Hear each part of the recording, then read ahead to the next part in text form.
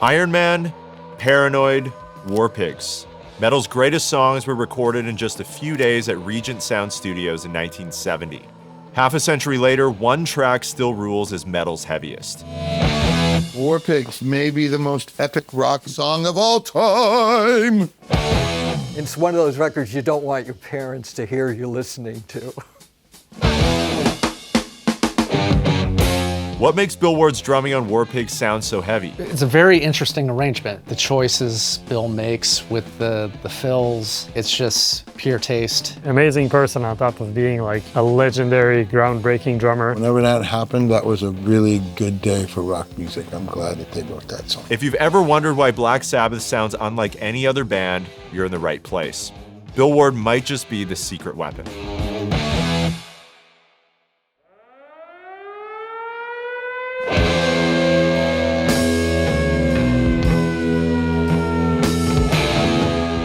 War isn't just an idea in 1970. The Vietnam War rages on and young men in the UK fear they'll be sent to fight. Black Sabbath had played gigs at military bases in Germany that were like halfway houses for American soldiers returning home. Talking with them, Geezer Butler hears what life in combat is really like and writes the lyrics.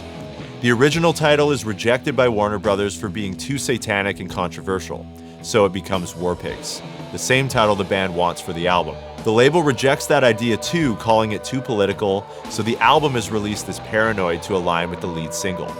The artwork was already finished for the Warpigs theme, leaving the cover unrelated to the Paranoid title. Warpigs is about anti-capitalism, basically how poor people are losing their lives and how war is just making money for capitalists. To Geezer, war is the real evil and witchcraft is the metaphor. They play Warpigs for months before the Paranoid session, so Bill Ward knows exactly what to do. He leans on his early influences to achieve the dark, heavy sound the song requires. All the space that Bill uses, again, his impeccable swing. Bill is another drummer that has that swing. You just know right off the bat when it's Bill Ward. And the very cool thing about Bill's playing is his jazz background. You know, he had so much swing into that metal. You know, he's got that jazzy, obviously he comes from jazz, but he's got so much power. The swing time underneath that music, that's, I think, his greatest contribution to music and to Black Sabbath. It would not be that without him.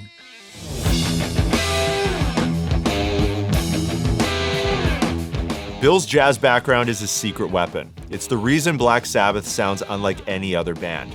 And that means the drum parts need to swing.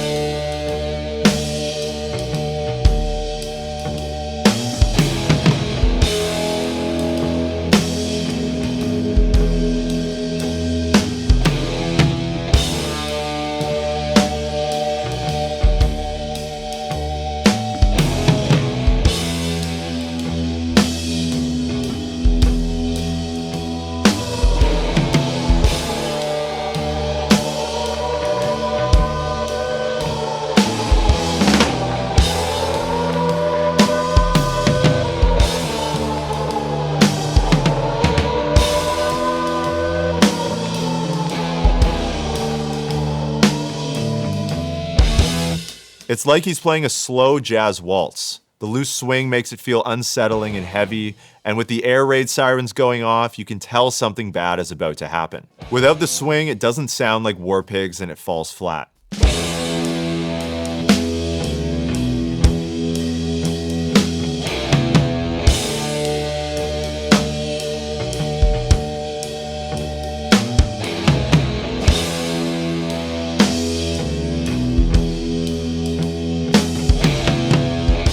Now, most drummers miss what happens next.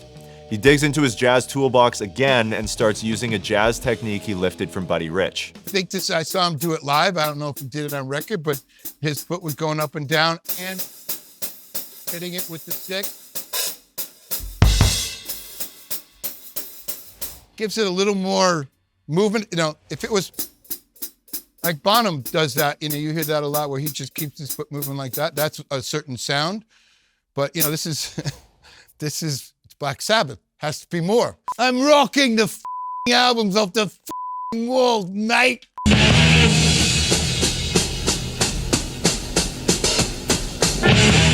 Most drummers play this part only by hitting the hi-hats, but when you play them with your foot at the same time, it makes it sound messier, more human, and heavy.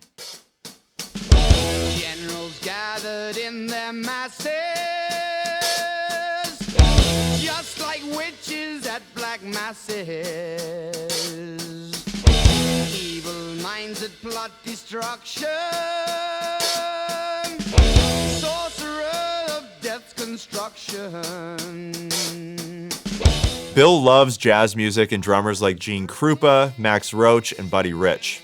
And his bandmates credit him for being the reason they were the only heavy metal band that swung. Bill records Warpigs on a 4-piece drum kit with just 3 cymbals. No double bass, no China cymbals, just a small jazz setup as a nod to his heroes. And likely the only kit that fit in the small recording room. This is the secret of Warpigs, and you can learn how to play like this too. Drumeo has an app called Musora that features lessons with real teachers, including Chad Smith from the Chili Peppers. He's a Bill Ward superfan and even recorded some albums with Ozzy Osbourne. His new course, Legends of the 70s, breaks down exactly how Bill Ward used swing and jazz techniques with Black Sabbath. Everything is swinging so f***ing hard. The Legends of 70s, I like that. That's got a nice ring to it. And he even covers the hi-hat technique we just checked out. Keep it closed, keep it tight, just go up and down with it. You know, not a teacher. Yes, you are. You'll also learn other classic drum parts from Black Sabbath, Deep Purple, Led Zeppelin, and The Who. You just press play, follow along, and start jamming with Chad Smith. Check out the Legends of the 70s with me, and it's on the Musora app.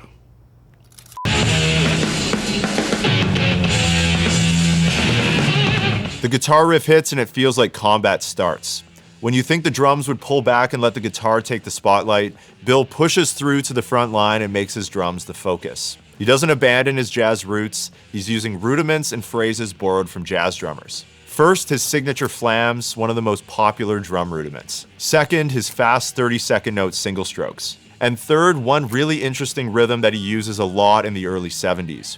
It's 3 16th note triplets followed by 2 16th notes. Because we're moving from a group of 3 notes to 2 notes in the same amount of time, it feels like the rhythm slows down, adding to the theme of tension. It makes you feel like you're being pulled back or trudging through mud. Death and hatred to mankind, poisoning their brainwashed minds. Oh, Lord, yeah.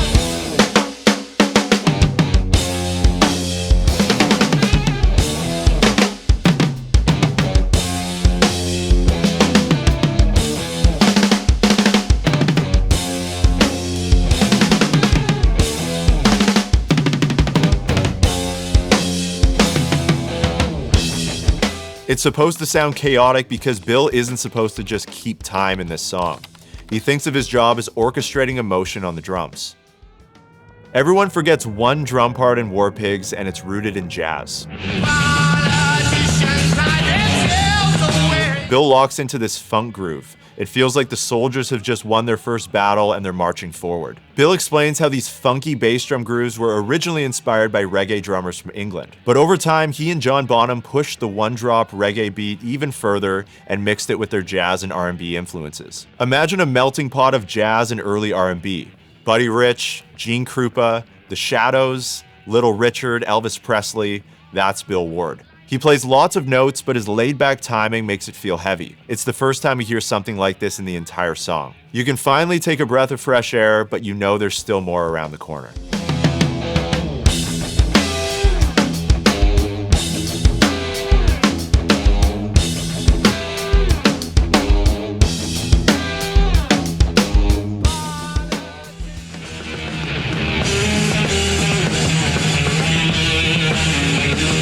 Warpigs is one of Black Sabbath's most iconic songs, and it helped define heavy metal. The album reached #1 on the UK Albums Chart and is certified 4 times platinum in the US, selling over 4 million copies to date. It's featured in countless movies, video games, and TV shows, and has had a big impact on pop culture since it was released. Bill Ward inspired a generation of future metal drummers, and we've heard it directly from the guests who have come through Drumeo over the past few years. Warpigs may be the most epic rock song of all time. All the space that Bill uses, again, his impeccable swing, his It's just got all the elements, and then like the heaviest riffs, and down, down, down, and he does all of his cool triplet fills, flam stuff. Has it all in a Black Sabbath kind of way with time changes, different riffs. Here comes another riff. Oh, there's another riff after that. Oh, and here comes another one. We've definitely like lifted things from that, and in one of our songs, Arabella, we've taken various parts of like drum beats, and in live we sort of like interpolate it a little bit. Again, I think that's probably sort of inspired how I do certain fills where you would maybe usually do a groove. I was a Black Sabbath fan when I was in high school, and so I loved the band. I loved the music. It was kind of freakishly dark for the time, and a bit, it's one of those records you don't want your parents to hear you listening to.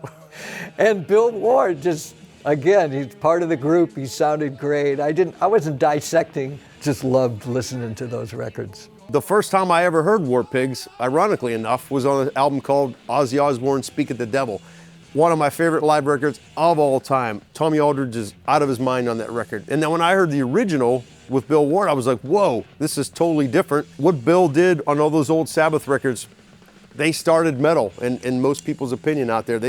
Tony Iommi's riffs, Bill Ward's playing, it has had such an impact on everything that happened after them. Bill actually lives in the city that I grew up in Seal Beach, and I met him about 5 years ago, and he was just such a gentleman, and we talked about Louis Bellson and how Louis was the reason he got into double bass playing, since Louis was the first double kick drummer. I love Bill Ward playing. It's another example of like, could be way more complicated and is not. And why do you need to be more complicated? Plays the right thing at the right place. My friend Adam Wakeman, who's Rick Wakeman's son, plays with Sabbath.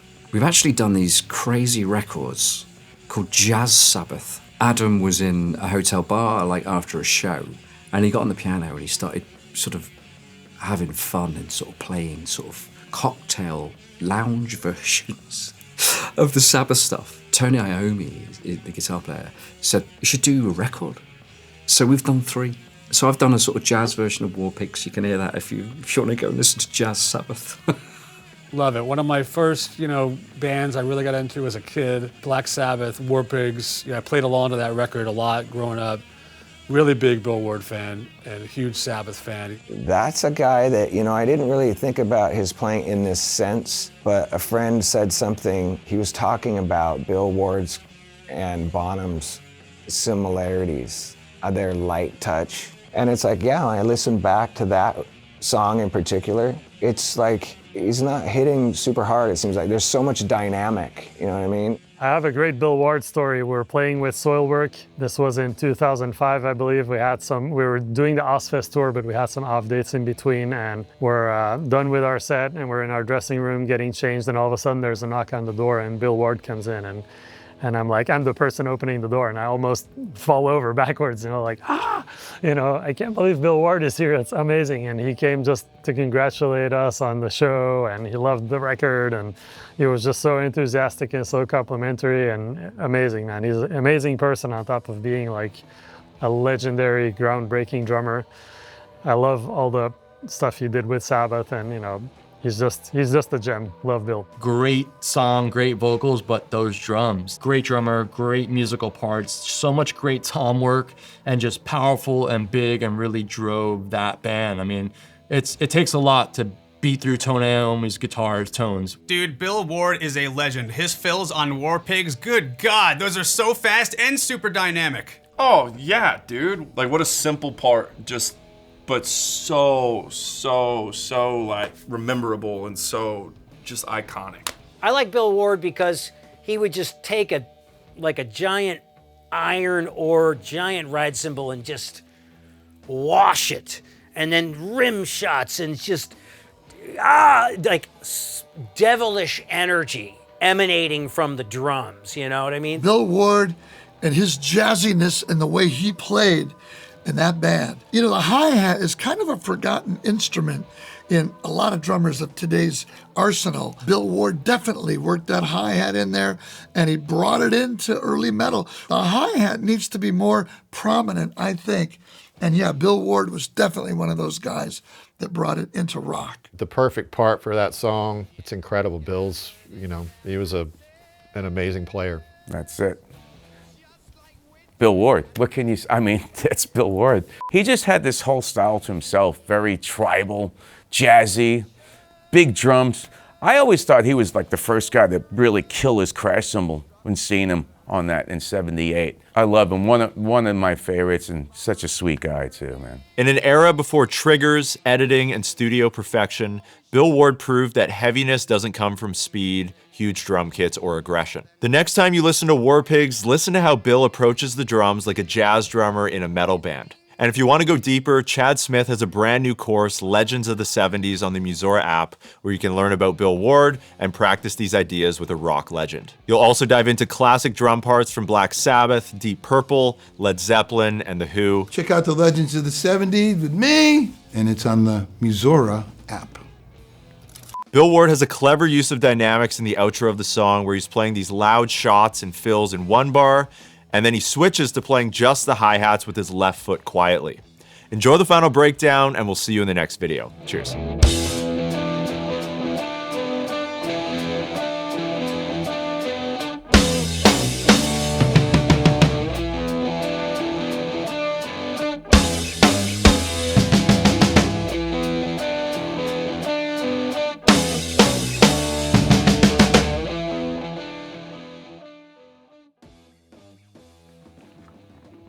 You ever look at this, like, creepy lady? Paranoid Super Deluxe. There's Bill hiding in the grass. The magical mystery box of props. On cassette, 1971. Well, this is brand new from Super Saver. Okay, what else we got? A knockoff Black Sabbath Hot Wheels limited edition, one of 9,999. Paranoid on the car. And we've got this display case. This book is the reason I started reading. I was like 13 and we went on a family vacation and my parents said I had to get a book to read. I couldn't just sit there and not read when we were like sitting on the beach or whatever.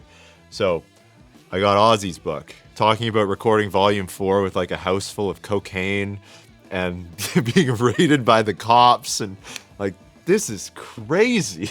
So thank you, Ozzy, for igniting my love for reading.